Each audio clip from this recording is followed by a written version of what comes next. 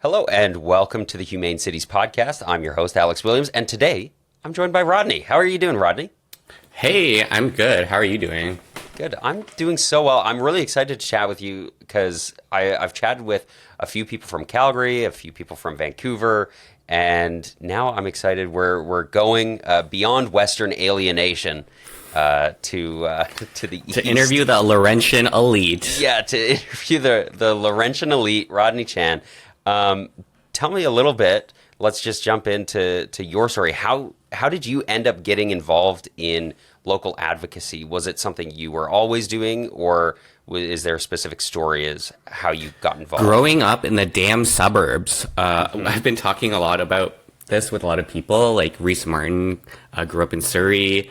I know so many people who grew up in a suburb near like an amazing city like Vancouver or Toronto. So we get like tastes of what greatness can be like. And even like Torontonians, my kind of theory is that the city is so close to greatness, and like with the multiculturalism, we have like the biggest legacy streetcar network, and there's so much like to do. And if we just did like the most, like the tiniest more, it could be like amazing. But yeah, it took me like an hour to get to school by public transit when I was younger, like bus, subway, bus. And that really took a toll on me. Like I couldn't do as many extracurriculars as I wanted, or like takes time out of my homework or friends or family. So I kind of was like, why is it like this? You start going down the rabbit hole of, okay, chronic underfunding of public transit, and then urban sprawl. So everything is so far apart. And then you kind of, become like urban planning pilled. And I also watched a bunch of YouTube videos, not just bikes and all these other things. So yeah, I decided to go into urban planning.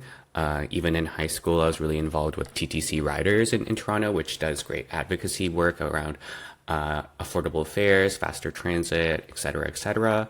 So yeah, I went to University of Waterloo for urban planning. I'm still doing it. Hopefully I graduate next year. And I wanted to bring some more transit advocacy to Waterloo. That's awesome. Yeah, I think one of the things I'm always impressed by is when people get involved as teenagers. Like when they're like, oh, in high school, like I started doing this and that. And that was not at all my story. I didn't really start getting involved. I know. I was like, I always saw it. Like I felt it, but I never got involved in advocacy. And in Toronto, it's great that there's TTC Riders and that it's been around for a long time. But then a lot of our other Canadian cities are kind of playing catch up. So tell me a little bit about then. So you're at university in Waterloo. Tell me a little bit about getting involved there and the efforts that you've made to improve transit in that area. Yeah, I mean, just going back to your point, ancient Chinese proverb said, best time to plant a tree was 20 years ago. Next best time is now. So I'm always happy to see more people get involved. And I know, yeah, it's really cool to see like an existing organization like TTC Riders, which is so robust, and they know how to like do grant writing, and they have like full-time staff. And that's like so important to have like a continuous powerful advocacy group. And that's why I'm so appreciative of Dennis in Vancouver, who saw the vacuum and gap in Vancouver and started movement. But we still need support in even our smaller cities. And I know Dennis is trying to get like a Canada-wide framework to kind of disperse more funding and expertise and learnings with each other. So that's exciting. But yeah, when I went to Waterloo, I was like looking into transit advocacy, and I was like, oh, it looks like there's a group called TriTAG, Tri-Cities Transport Action Groups. Tri-Cities, for those who don't know, stands for Waterloo, Kitchener, and Cambridge, and they're all part of Waterloo region. So it's kind of called the Tri-Cities area. So I was like looking at their website, and I was like, oh, like the last blog post was like 3 years ago. And I was like, okay, like I'll still try to, like I emailed them and everything, and no response. And I was like, oh, I guess this organization is dead. Well, I don't know. But then a year later, or a few years down the line, so the ION is the LRT in Waterloo. Wait, have you ridden the ION, Alex? I haven't. I've never been to Waterloo. Gotta come. I I will show gotta. you around. People need to start ion maxing this summer. We Yeah, so usually it runs like every like 10 minutes at peak and like 15 minutes off peak, which is pretty good. It's touted as a big success story, as Yeah. controlling sprawl, it really integrated land use and everything. Um, but yeah, they were thinking about cutting service in the evenings to every 30 minutes, which I thought was insane. Like no one wants to wait in the dark for 30 minutes. And the reason was there's only a set amount of hours each year they can allocate. And there was a lot of crowding at peak. So they wanted to reduce it from every 10 minutes or increase the frequency to every 8 minutes from every 10 minutes and kind of allocate the shoulder service periods into the peak hours. But literally every person I talked to said, I would rather be in a crowded ion train during peak than wait 30 minutes in the evening. Yeah, yeah. I mean, I think people, and I mean, to reference your podcast, dwell time. Dwell time's a big deal, right? Like the time that you just spend waiting around for your train or on the train has like a serious psychological impact on your experience of public transit. Actually, dwell time is the time that the train waits at the station. But yes, Well, you you're know what? I referring. wanted to reference your podcast, and it's we can call it individual dwell time, personal Yes, dwell okay. time. Yeah. But yeah, so I organized a bunch of students. Like I made like I was like in bed at 3 a.m. making my little like Canva social media post. And yeah, I kind of went like dispersed a lot through Waterloo and everyone was like, I made like a big like rage bait, like they're cutting the ion to every 30 minutes during shoulder peak periods. But yeah, so we got like almost like a dozen of students to like, we got like over 1,000 petitions. We went to, I kind of was working with, so U Waterloo NDP was wanted to do more local advocacy. So I got tapped into their group. I tapped into our PSA Planning Students Association, climate justice. So it was about really coalition building within our university. And we got over a dozen like students to like, in Toronto, they call it deputation, but in Waterloo, we call it delegating or delegation. We all spoke to council and they were like kind of shocked, but like in like a good, happy way. They're like, oh, we always just get like old people come and complain at us. It's so refreshing to see young people come. And actually, like when I tell people, I'm like go to council, like the counselors actually will appreciate you. And especially in like smaller places where even like the average person doesn't really get involved. So yeah, we like stopped the cuts from happening and there was big fanfare and celebration. And that was kind of our first major win. Yeah, and that's what I tell people. Like, you can really get involved, and you can really make a difference. My MLA in Alberta, my member of the Legislative Assembly, she won by 7 votes. Right, Wow. like every single vote counts. Every single person showing up to city council counts. It actually really does have an impact when you turn up. So I think that's fantastic that you just kind of took on this initiative to coalition build, and now where is TriTAG at Yeah. today? Like, is I'll- it active again? Are things happening? I will get to that, but just on the like getting involved, like I don't want to be completely dismissive. Like I know a lot of people don't get involved because they feel like their voice doesn't matter. And a lot of times, like when you go depute to council, there's like 50 other people speaking and counselors are on their phones and kind of like not paying attention. And there are a lot of times where our government is not responsive. But that's like not a reason to not go. If anything, it's even better to like increase the pressure, like make them hear it. Like, so for our like delegation, like they were hearing like the same thing. And obviously we tried to like vary it about personal stories about this is what the cuts would mean for me. This is what cuts would mean for the economy, the environment. So we tried to take different angles. But yeah, after that win, we were like, okay, we have a lot of people involved now. We should like go further, do another campaign. So Waterloo used to have like a late night bus that went until like 3 a.m., but it got cut during COVID. And like a lot of things post COVID didn't bring it back. So we're like, okay, let's get them to reinstate the night bus. So we got the same people. Shout out to Damien. Damien was like really like the brain of a lot of these campaigns as well.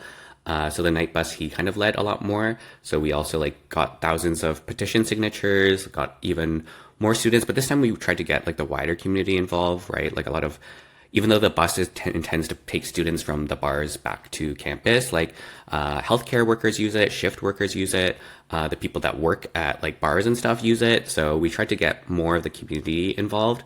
And yeah, we also won that one. They reinstated the night bus. It's like only Thursday, Saturday, whatever, during like some days, and not as many hours as we wanted to, but that's what it's like, compromise. And it was mid-year, so there wasn't much budget left, but now there's like a wider business plan for like a night network in general. So this is a really good kind of quote unquote pilot to like inform that and kind of push for more. And so at that point, one of the old TriTAG board members reached out to me and was like, hey, there looks like there's like a increased appetite for advocacy in the region again. Let's restart TriTAG. So over the last few years, we've been kind of rebuilding it up from the ground. At first, it was kind of sad. It was just me and him in calls and stuff. But now we have like a Discord server of like, I feel like over like 50 people. Obviously, a lot are lurkers, but we have like a dozen people who show up regularly and advocate. And now that I'm moving to Toronto, I feel bad that I'm not as involved since I'm busy with other things, but it kind of runs itself now. So it's a lot about persistence and really trying to pull people to get in, and over time your organization will grow. We still don't like, it's still like very grassroots. We're actually trying to get so before it was like a registered nonprofit, but because they kind of went dormant, they didn't do their paperwork for a while. So we're still trying to plan our like AGM and stuff and like restart and everything. So yeah, so TriTAG has done a lot now about preventing. There's been the last few years, everything has been about property tax and trying to like lower it and everything. So transit cuts were at stake a lot. So we got a lot of the cuts reversed or not to go through. We've been a big advocate for Ion Stage 2 to Cambridge because of cost increases and stuff. We've been really advocating of how to keep costs under control, how to get more funding for it, and also how to speed up the existing Ion to make it a better experience. So I think we've been doing so much good work, and I really hope to see more advocacy in other cities. Like I know Windsor Essex. I'm good friends with Josh, and like they're kind of fighting like a mountain of Windsor. But yeah, like no matter where you are, big city, small city, and like the mentorship of it all. So Sheila Pisey Allen used to be the executive director of TTC Riders, and she taught me so much. I actually was a summer student at TTC Riders as well, and I was able to bring a lot of that like expertise and knowledge and community building power to Waterloo. So I'm really appreciative of people like you who kind of are making this kind of material more accessible and inspiring for other people to learn and build kind of more in their own community. Yeah, and I think the point is, to build in your own community and to kind of this idea of like standing where you are and lifting and like helping the people where you are, wherever that ends up being, wherever you end up moving, is to get involved and to participate in those groups. Something that I want to ask you about, and that I think I might start asking more people, because we all kind of, some people like they do a lot of housing advocacy, and some people it's like cycling advocacy, and some people it's transit, and we kind of, I don't know, like I feel like most of my advocacy when I write an op-ed, it's usually about transit. When I show up to council, it's usually about transit. But then I also get involved and am supportive of the efforts of the cycling community in Calgary. I'm supportive of the efforts of the housing advocates in Calgary. Why did you choose transit as your thing? Is it just because of that experience riding to school? Do you get involved in cycling, housing, any other advocacy It's the as autism. well? It's the autism. But no. Like originally it was like I've been a big transit person. I still am a big foamer. Someone said the word numb tot the other day, and it unlocked a part of my brain. But no, like transit going to urban planning, right? I talked about the original experience of transit underfunding, but also like this is related to urban sprawl. It's related to housing, right? We talk a lot about TOD, transit oriented development. Like transit and housing are like paired together. So I'm also like involved with More Neighbors Toronto and in Waterloo Strong Towns, Waterloo. So I am pretty like my a lot of my main focus is on transit, but even in Toronto now, we'll speak a little later. I'm like kind of big advocate for the Church Street pedestrianization project. So that's like more safe streets, pedestrian stuff. But I'm also like really invited, like, so TriTAG is actually Tri-Cities Transport Action Group. So we advocate for better walking, cycling, and transit. So we also do cycling and like sidewalk clearing in the winter and missing connections in the cycling network. So I'm trying my best to have, I like posted earlier on, like multimodal boy summer. Like I'm literally working at bike share right now. So I'm literally like kind of leading a pedestrianization effort. So like walking, I'm working at bike share, so cycling, and then I'm still doing my like regular transit advocacy. So, and like housing. So like I've been kind of really involved. And yeah, I think a lot of times, a lot of these groups are kind of siloed and kind of tapping into each other's support, whether that's for like, come to this rally, or let's like kind of work together. Like a lot of times, right? Complete streets have bus lanes and cycle lanes, and you really need all these voices to like make the vision complete. So yeah, I really, if you're already involved, like talk to your neighbors, talk to other organizations, and that already happens a lot of the time. Like a lot of these groups know that to be powerful, you need to find allies, and right, a lot of times when people like write letters or whatever, they get like other groups to like sign on as well. So yeah. I like that. Yeah. What would you say to people who say that they don't have time to get involved? Yeah, no, I get it. Like I know a lot of people are struggling to pay for rent and groceries and are working two jobs, and it's not fair to ask like a working class person to kind of get involved. But right, like these material conditions are kind of because of the lack of investment from the government, and we really need to. And I know a lot of people like do have time like this. I know this doesn't apply to everyone. Like me personally, I even with my advocacy, I'm like I spend so much time like doom scrolling and like bed rotting, and like I always feel guilty about spending that time better. Like obviously everyone deserves rest, but I know a lot of my friends do have time for this, and like you don't have to like dedicate your whole life to it, right? And a lot of times it's about easing people in, like. Well, so Sheila, I mentioned earlier from TTC Riders, kind of taught me about this kind of like theory or idea where it's kind of like concentric rings of people about how you bring people into an organization. So like first, if you're like, oh, like just sign this petition.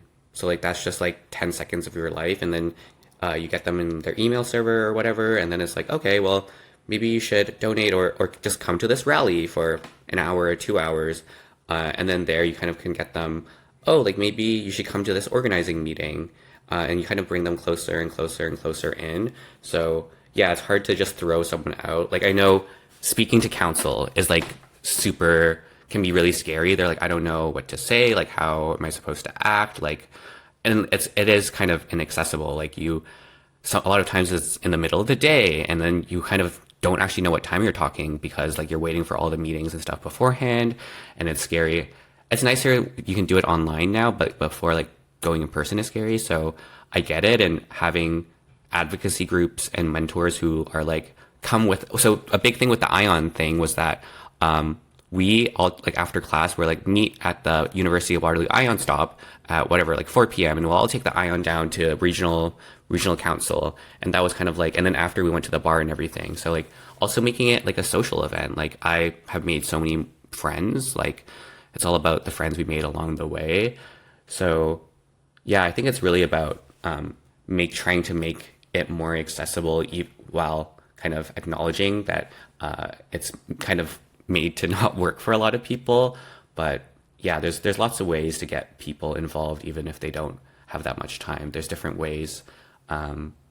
Like I talked to people about like recent stuff, like we need some people to be making videos. We need some people to be out in the streets doing the guerrilla stuff, like just painting the bus lanes and putting the benches out. We need people to like sign petitions and speak to council. So like, and some people like just create art about like what a future world could be. So there's so many ways to like do your thing and just kind of finding kind of what works for you. Yeah, and I think it's important to not get pigeonholed as organizers into thinking that we need you to show up for this one thing when, well, it's a lot of everything else. There's, like with Calgary Transit Riders, We do engagements at train stations with the city councilors. We want people to show up for those. We also do engagements with the city, right? And we want people to show up for those and tell them, this is what I want as part of the extension. And we also need people to show up and speak at council and share their thoughts and opinions there. Write a letter to your city councilor or an email, or even better, call them. Get them on the phone and talk to them one-on-one. Call or text Doug Ford up. I know sometimes people like actually do get responses from him, which is insane and crazy. Yeah.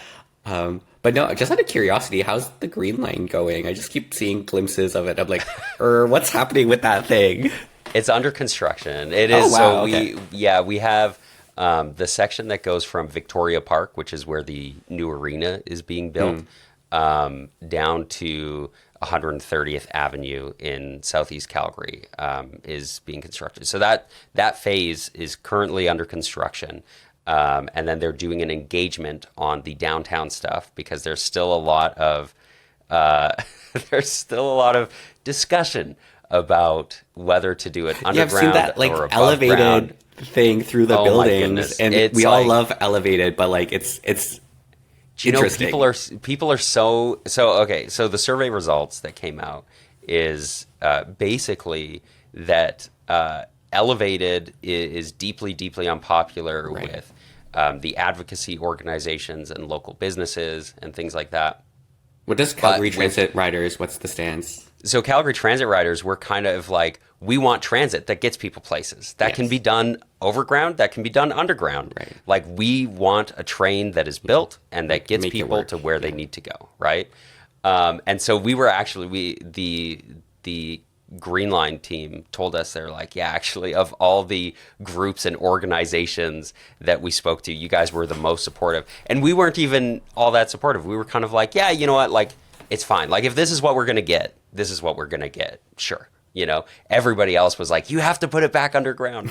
So we'll see. But it is moving along. And then we're just basically advocating that, like, once it starts getting built, like, just don't stop construction. Keep building the train, instead of losing those trades and losing those skills and losing the contracts and things like that. So it's coming along. It's coming along slowly. Really like two things that you mentioned about both the like being like liked by staff and then also the keep building. I find a lot of times like, so TriTAG has a really cordial relationship with GRT, Grand River Transit, and some of the transportation people. Obviously, sometimes there will be disagreements, but in general, right, like GRT wants their business plan to be funded. Like, they want to run more buses, they want the night network, they want the express buses, and they need people to show up to speak up for them when there's so many other priorities for council. So a lot of times it's like, yeah, there's people like behind the scenes who want you to come. And then with the keep building in Waterloo, right, we have the original segment, we have stage 2 to Cambridge, but we at TriTAG have this campaign called Ionize, where it's about keep building. How about stage 3, stage 4? Like, the first segment was like a P3, where like we're a smaller city, it's understandable, we don't have the expertise, like we hire consultants, but if we're building stage 2, 3, 4, like we need like to bring it in-house, build that expertise you're talking about, keep those like contracts like rolling over, and have like a pipeline where you're always designing something, you're always constructing something. I think that's so important for cities like Waterloo or Calgary. But even in like Toronto, right, you kind of talked about the arguments about above ground, overground. Like, that's such a plague, like the politicization of transit. Like in Scarborough, we literally debated for decades, like Scarborough subway, like underground or LRT, or what LRT alignment. And like a big proponent of like the subway plan was that you could keep the RT running while you built the subway, so there wouldn't be much disruption. While the LRT project, you would have to shut it down and convert it to LRT for a while. But we argued about it for so long that we are building the subway now, and the RT is broken, so people still have to take shuttle buses. Well, exactly. Like, it almost doesn't matter if you spend so much time debating. It almost doesn't matter. Yeah, just build it. Just build it and build something. Even having like quality bus lanes, have like a transit way Yeah. that the bus can roll down. Yeah. Even doing that is a huge The difference. quick wins are so important. Yeah.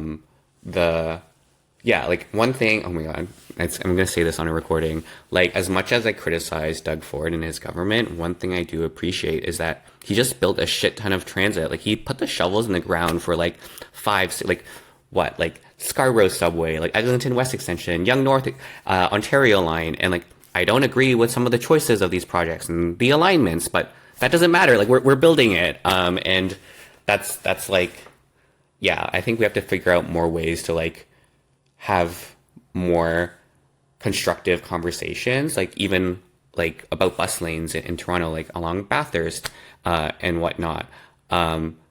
It's always like bus lane, no bus lane, and I've been thinking a lot about public consultation lately and what it actually means. Like the consultation should be, we're building the bus lanes. Like, what would you like to see out of it? Like, where are the delivery spots? Like, where do you need accessible parking? Like, where are most of the turning movements? Like, it's just become like, I don't want this bus lane, or like, we need this bus lane. And I've been really thinking about like what should be the future of public consultation, because sometimes I'm like, wow, Jane Jacobs was a mistake. We swung too far in the other direction, and obviously public consultation is needed, but the way that we're going about doing it right now is not working.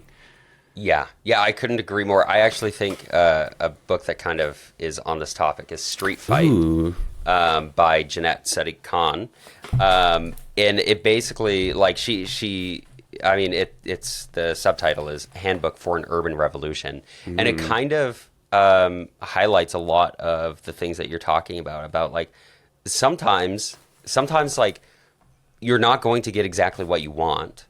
But that means that you're going to move forward. Here's an example. In Calgary, we have a lot of multi-use paths that are shared by pedestrians and cyclists, and it can be pretty frustrating. And I do think that down the line, we will have to detangle those things, especially as e-bikes become increasingly popular.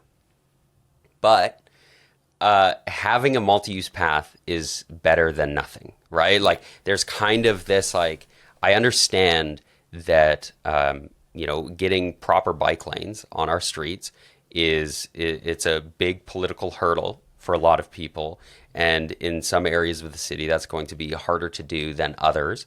And so sometimes you say, you know what, okay, fine, we'll take a multi-use path. It's basically an extra wide sidewalk with a line down the middle, and it's asphalt, so it's smooth and easier to ride on, more comfortable to ride on for cyclists and scooters. And so, okay, you know what? We'll take that. I think that's an important part of the engagement process, is realizing you're not always going to get your way. And I think sometimes people expect that they need to just like keep hammering and that they'll accept nothing but the very best. Well, I kind of hate to tell you this. If this is your first time hearing this as an advocate, if you are constantly only willing to accept the absolute best, like exactly what you want every single time, you're going to be disappointed every single time, and you're not actually going to make as much progress as you will if you're willing to say like, okay, you know what, fine, I'll accept that, I'll take that, Yeah, I think that's so important, because a lot of times if you say like all or nothing, a lot of times you will just get nothing. Don't let enemy be perfect. Don't let perfect be the enemy of good, et cetera, et cetera. And I really like the phrase where it's like, oftentimes like the best option is the one that makes everyone a little angry. But yeah, even considering that, right? Like even after you fight and get the compromise, you can still keep advocating for more, right? In Toronto, we got the bus lanes south of Bloor from Dufferin and on Bathurst, and they kind of cut out the northern portion. But that doesn't mean we can accept those south bus lanes, but we can keep advocating for more bus lanes northwards. Yeah, and even the funny thing about the multi-use passes in Waterloo, we've been like maxing that on all our, especially on more suburban arterials, and I had mixed opinions about them as well. But after chatting with people, like those aren't too busy, and it's actually been a really good strategy for the region for making it more accessible to active transportation. But yeah, there's always so many more considerations, especially in the busier parts of the city. I'm kind of mindful of our time, so can I do I have a little time of speak more about Church Street? I was like actually just going to bring it up. Yeah, I really want to talk about Church Street. So jump into that. Tell me about that whole project. I know nothing. So wow, fill us in. Alex is homophobic. He doesn't care about gay urbanism. No, it's actually just my Western alienation. I'm just all the way out here. Yeah. So Church Street is a strip of street that goes through the Church Wellesley Village, which is like kind of the gay heart of Toronto and a lot of gay activity. There's like bars, restaurants, clubs, the whole slate of things. And the sidewalks are so busy in the evenings and weekends. There's people lining up for bars. There's people chatting, smoking outside, people eating outside. That's so busy that people already spill out into the parking lane. So I'm like, there's so much demand for more pedestrian space. And right, a lot of this is about community building from the start. Like these projects don't happen out of nowhere. Like I've been talking to people for over 5 years about people really enjoy Pride and Halloween. It's often overcrowded. They're like, we should have this for longer. People are like, sidewalks are too narrow. Like a lot of people wanted to see it, like my friends, people I talked to, friends of friends. So last year I kind of created a conceptual map of what it would look like. I proposed pedestrianizing 5 blocks from Dundonald to Carleton and kind of went semi-viral on like local Toronto social media, and local Toronto Centre Councillor Chris Moyes in his office actually reached out to me and was like, hey, this is something we've also been thinking about. Let's work together to make this a reality for this summer, which was a really aggressive timeline. It was 1 year. And it's honestly been really surreal for me because I never thought Toronto would go about doing this. And obviously the path to that has not been easy. There's been a lot of wrangling with Toronto City staff, and I know they have been busy with FIFA and they have safety concerns, but there's so many things like garbage, delivery, emergency services that literally every single major city in the world has figured it out. Like we can do it too. Like there's a need to be more flexible and nimble. Go to experiencethevillage.ca. So that's kind of our main thing. So experiencethevillage.ca. So what I'll go there in a second, but what I'm sharing on this on the screen here. So this is the Toronto Centre project. So this is what I found when I Googled it, and look, credit Rodney Chan. Look at that. So it got whittled down to like the 2 blocks that you can see there. So that was another thing, like accepting that we can start with 2 blocks this year. We don't need. I mean, I would love to have the other 5 blocks, but something that's feasible, practical that we can do this summer.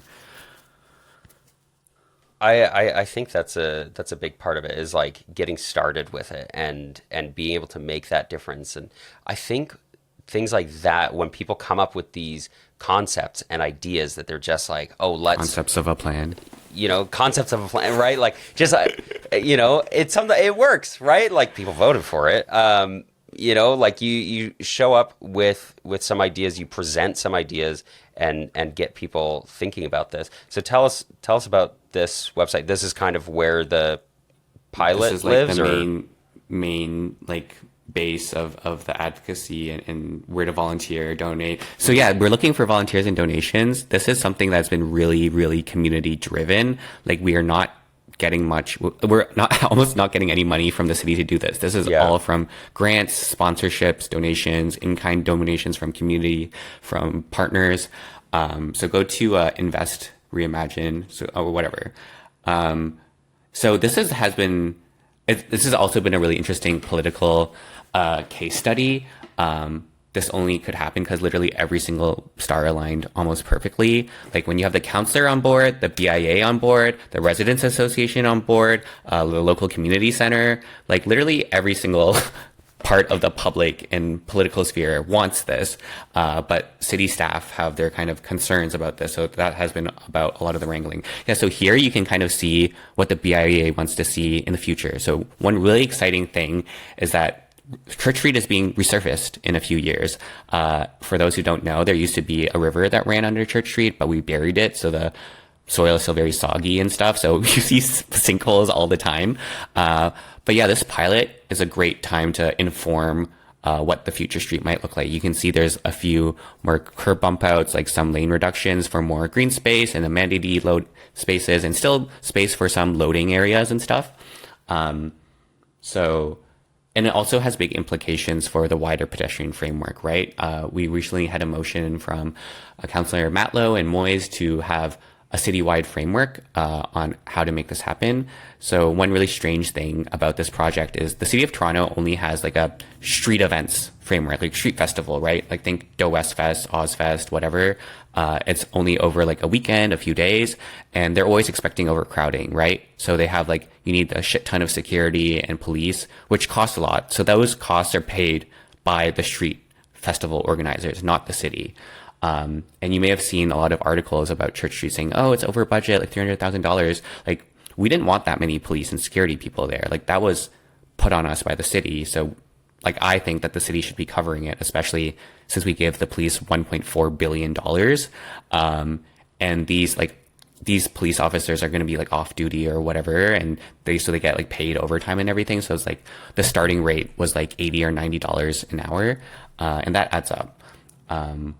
But yeah, like this project has been, we kind of as a community made it happen. Like it was the volunteers, it was the BIA that like bought all the street furniture, and then the community actually built the picnic tables and painted the Muskoka chairs and built the patios and everything.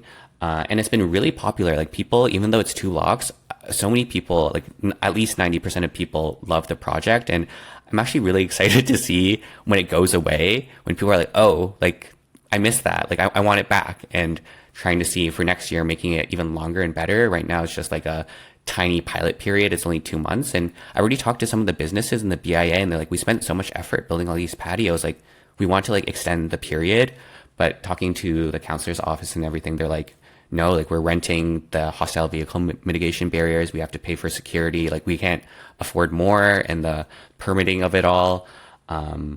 So it has been really strange. It kind of encouraged me like, wow, like change is possible in Toronto. Like this would normally take like a 2 to 3 year study and then consultation, like, the whole deal. And we made it happen in 1 year, but at the same time, the like kind of big resistance from staff has kind of made me jaded as well. So the kind of outcome is kind of mixed. But yeah, I'm excited for the wider pedestrian framework it's due for Q1 of next year. So maybe it'll make it a little easier for people to not go through this strange street events framework when you're doing something for 2 months. And other BIAs have interest. I saw an article about the Ossington BIA director, quote, is keenly interested in exploring pedestrianization. So I'm kind of excited for a pedestrian movement and revolution in Toronto. And I really hope Chow kind of takes this as a win and like pushes for more. Yeah, that would be amazing. Well, I think it's so impressive what happens when, and I think this is a bit of a summation of the entire conversation that we've had today.